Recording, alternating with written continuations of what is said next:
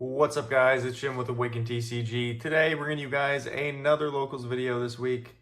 And this week, you guys ended up putting me on Iceberg. Probably the lowest tier leader we played in these locals. Very fitting for the last couple weeks of OP05. But a leader I think isn't bad at all. You can definitely squeak out wins against even the best decks sometimes. And definitely a lot of fun, but unfortunately pretty inconsistent, and I think that is where he falters. Not to mention the leader not being able to attack is obviously a big issue as well. But unfortunately this week, guys, I actually couldn't make it to locals. This is my deck, and I was looking forward to play it, but there was a last-second thing that came up right before locals on Thursday that I needed to attend, just life stuff. So I had to unfortunately have Wraith play this deck, even though he had never played this deck in his life, but we needed some gameplay for Saturday, but I do think he piloted it very well, so I'll be commentating his games today. They weren't the best games in the world, I'm going to tell you guys right now, but definitely showing you what you can do with this deck, and, very good gameplay. I don't think I saw any plays that I would have done any differently, so good there. But anyways, let's go over the deck list. First up here, we've got 4 of Kokoro, Water 7 Searcher. I think that's pretty obvious. Anybody that knows Iceberg, we have to play the Water 7 package. 5 drops. This finds them. This also finds other necessities like your 2Ks and your stage. This stage, guys, you pretty much need to find it early, or your leader is just pretty much unplayable. Kind of similar to Purple Kaido, except at least in this deck, you can actually search out your stage with Kokoro. In that deck, you can't. So yeah, kind of essential for this deck. You kind of need to draw it, but if you don't, there's still some scenarios where you can win games, but your opponent definitely can't draw too great. Anyways, next up here, let's go over our Water 7 5 costs. First up here, we've got 4 of Rob Lucci. I want to say he's the best 5 cost you can get on the board. His effect is just really, really solid. Being able to rest a 4 on attack is good against like every single deck in this meta right now. Sakazuki specifically, with pretty much all 4 cost blockers minus Sabo. And then obviously just being able to swing into board after, he's pretty great. And probably the one I'm looking for if I'm looking to play a 5-drop if I were to choose.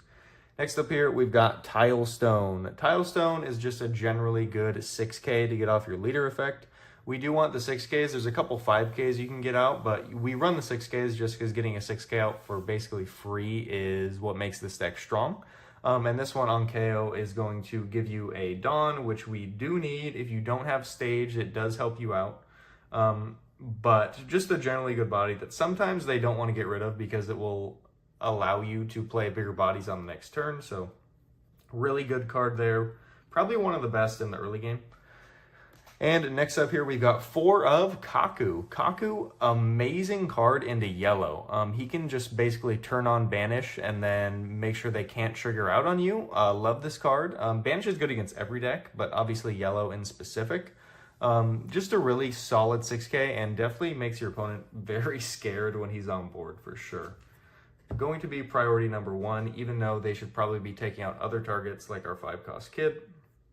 But that is fine there. Next up here, we got 3 of Polly. I'm not running 4 because the card's just a little bricky. If you don't know, it's on play when you tap 2 Dawn effect. It always ramps 1 Dawn, but it only actually KOs a 4-drop if you have 8 or more Dawn. So you can't like play this off leader effect early and then tap 2 and KO something, which makes it a little bit awkward, which is why I don't run 4. But obviously late game, like if I'm on 7 Dawn or 8 Dawn, because you do have to Dawn -1 to play the card sometimes, it's probably my favorite card to see in the hand. So definitely belongs in the deck for sure.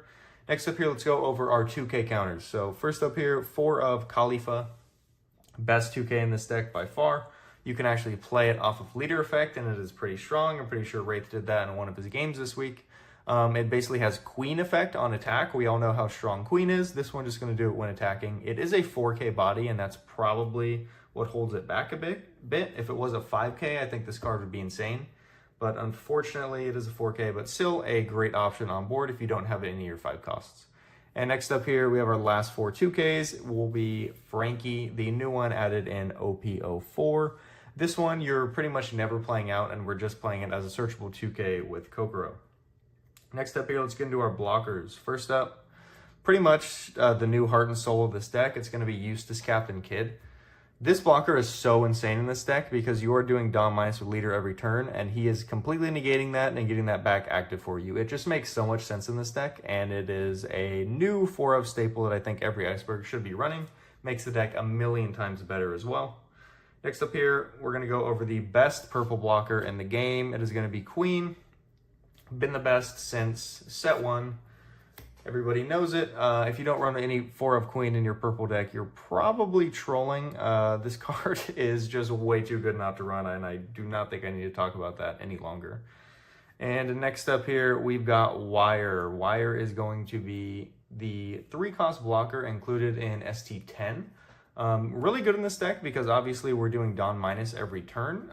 If we don't have stage, it can cycle out, find a stage if we have too many bricks in hand, which this deck doesn't usually run into, but it can happen. He can actually cycle those out for you. And then just a cheap blocker in the late game if you need one. Next up here, let's get into our big bodies. First up here, we've got 9-drop Kaido. Just going to be a finisher that this deck really needs sometimes.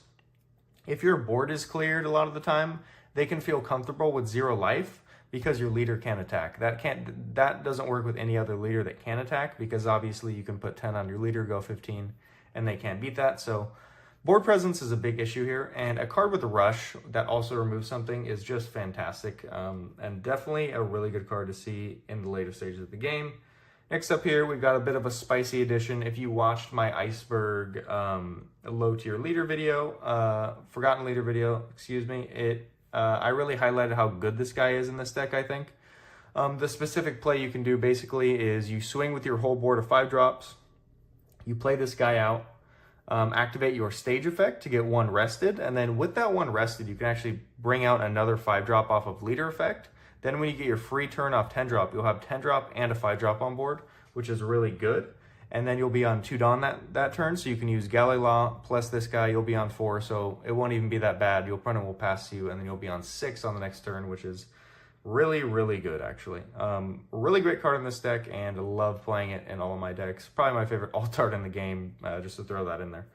Next up here, we've got Gum Gum Jet Gatling. It is just a turning any of these non-counters that we don't want into 3K worth of counter, including stages. If we have extra stages in hand, they're obviously Mega Bricks, because they don't do anything if we already have one on board. So these are going to just cycle those out of hand, convert them into basically a 1 to 2K.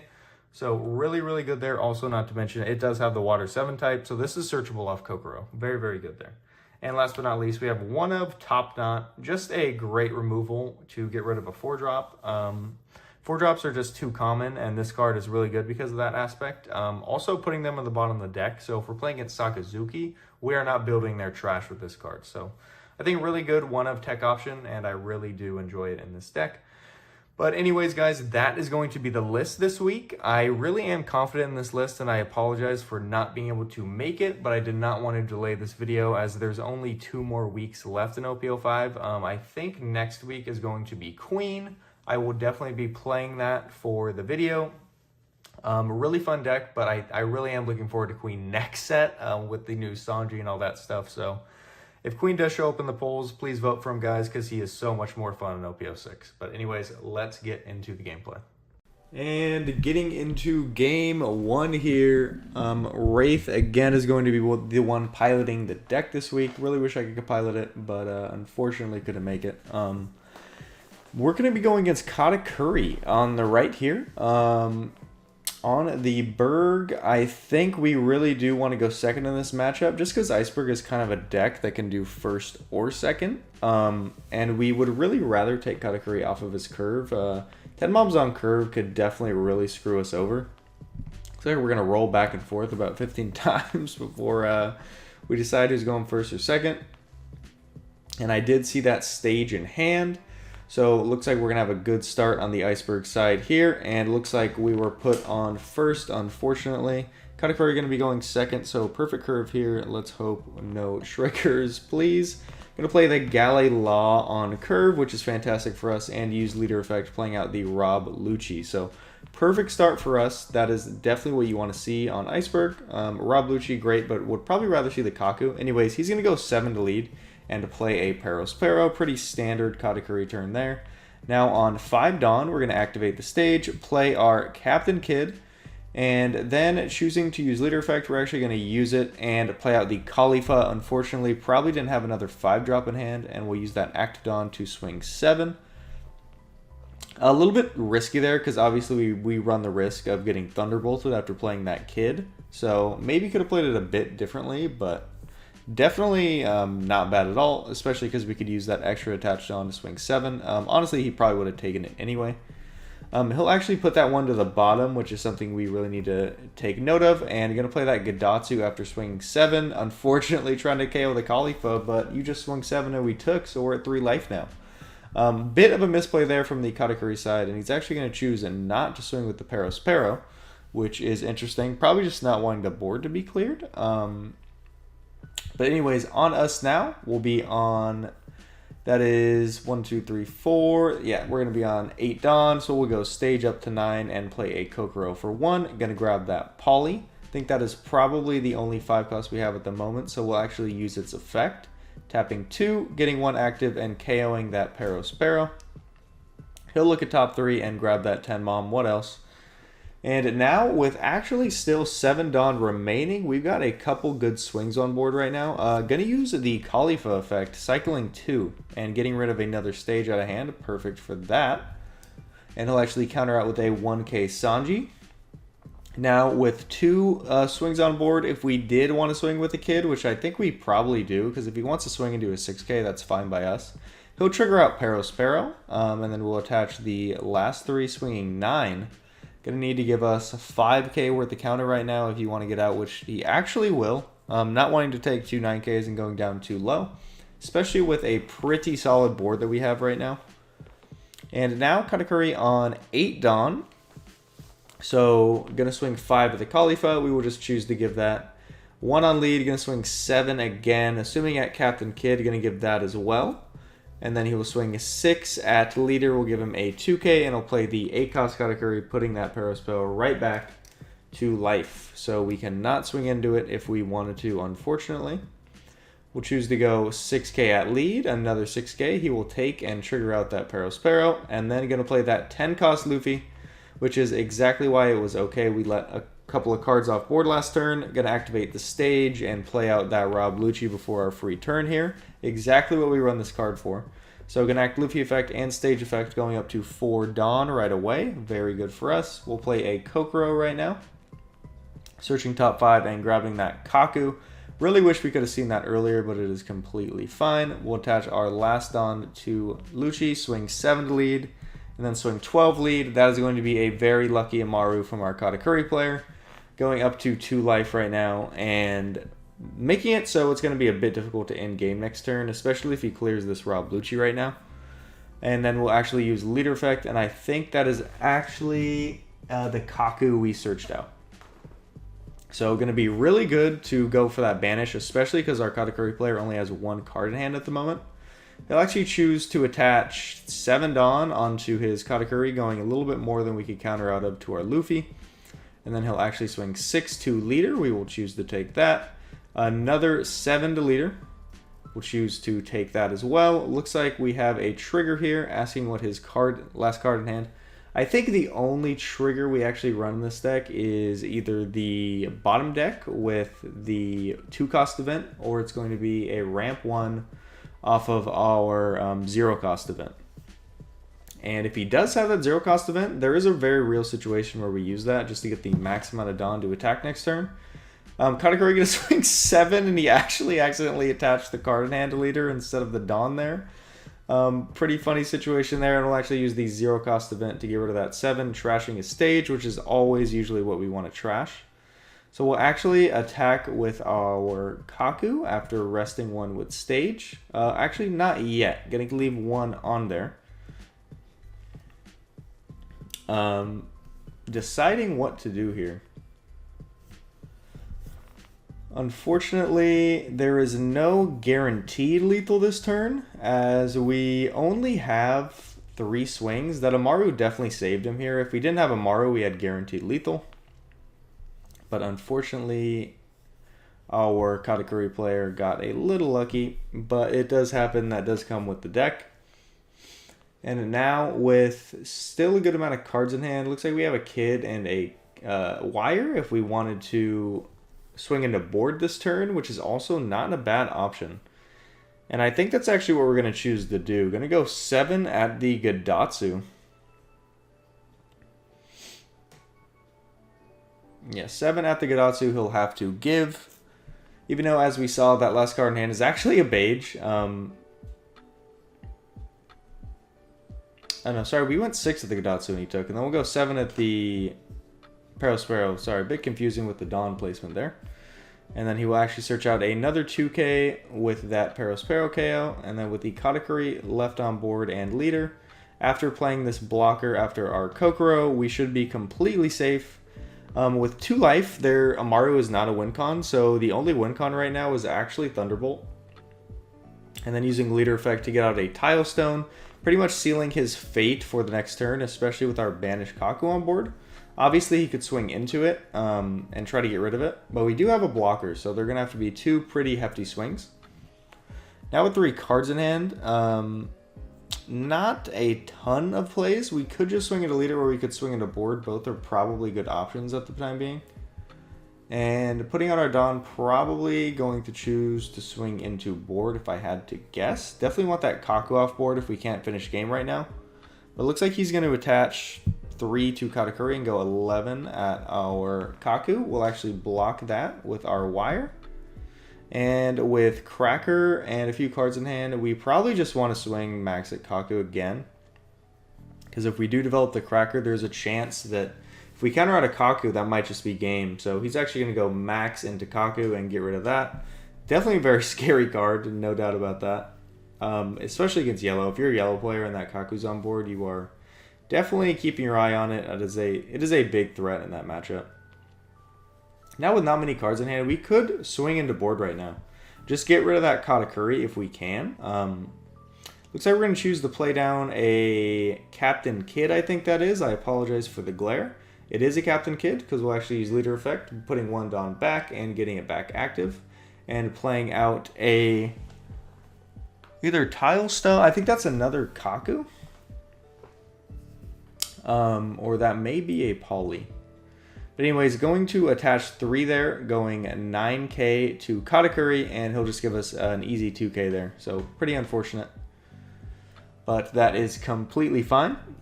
We do have our blocker on board right now. So again, with 2 swings, our only out is Thunderbolt. But as we see here, does have it in hand. Unfortunately, going to choose to use it. Trash that life and get rid of our blocker. So now with 2 cards in hand, I don't think there's any way we can get out of these swings. Going to go 10 and a lot more. That is going to be the game. Unfortunately, rough game there. I think yellow isn't the worst matchup if you see early Kakus. Also, just a couple of rough triggers there. Getting the Peros out for free, as well as the Amaru, making it so we can't go for game guaranteed, was definitely rough, as well as drawing that Thunderbolt there in the end. Not drawing that maybe could have saved us. We did have the 10 Luffy in hand right now, right there, so there was a possibility if we lived, we could actually end the game. But unfortunately, that is how the cookie crumbles, and this is going to be the end of that. And getting into our second and unfortunately our last game here, because we actually got a bye in our last game, unfortunately. But anyways, we will be going second on this game. Going to play that Kokoro turn 1. Probably looking for the stage if we could, but we're going to grab a Tile Stone and we will play another Kokoro. Going to search top 5 once again. Looks like we do not see the stage, so we'll decide to grab the 5-cost Poly. And using the leader effect on our turn 1, playing the Tile Stone right away. Opponent going to read the leader, probably a little bit unfamiliar, because nobody plays this leader, if you didn't know. We'll go 5 and play the Nami on curve, which is a fantastic play for Uta. Anyways, we will be on 3 Dawn now. We'll definitely play stage if we had it. We'll swing 6 and just go ahead and play a wire. and then going to use Leader Effect to play out another Tile Stone and activate Wire Effect, getting rid of a 10 cost Kaido. Probably just trying to find that stage at all costs right now.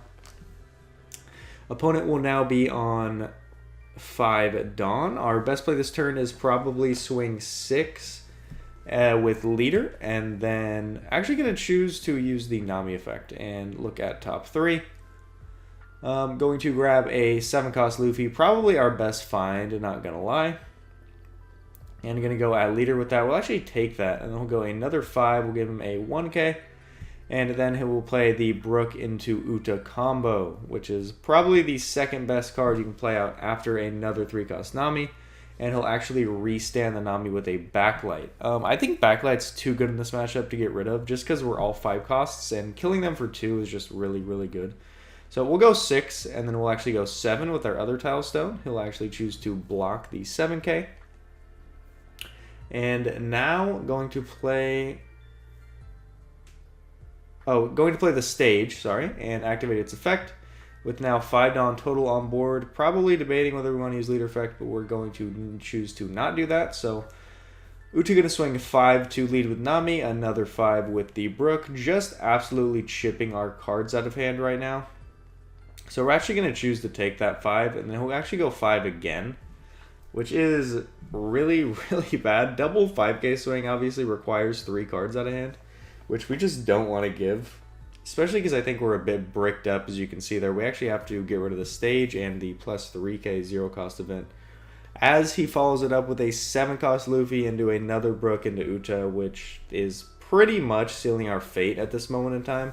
But we do get the 5-cost kit out, and we'll actually use Leader Effect, replacing it with our Poly, and then using its effect to pop the Uta there. We'll put 2 Dawn on our other Tile Stone, swinging 8 at Nami. He'll actually choose to block with Luffy, followed by a 2k, knowing that we do not have any swings remaining at this moment in time. And now only with 2 life and 2 cards in hand, there's really not a scenario where we can win this game right now. Going to search with the Nami, swinging 5 at lead. We do have 2 blockers on board, but obviously 2 cards in hand is going to be pretty rough to deal with, and we're actually going to choose to take it.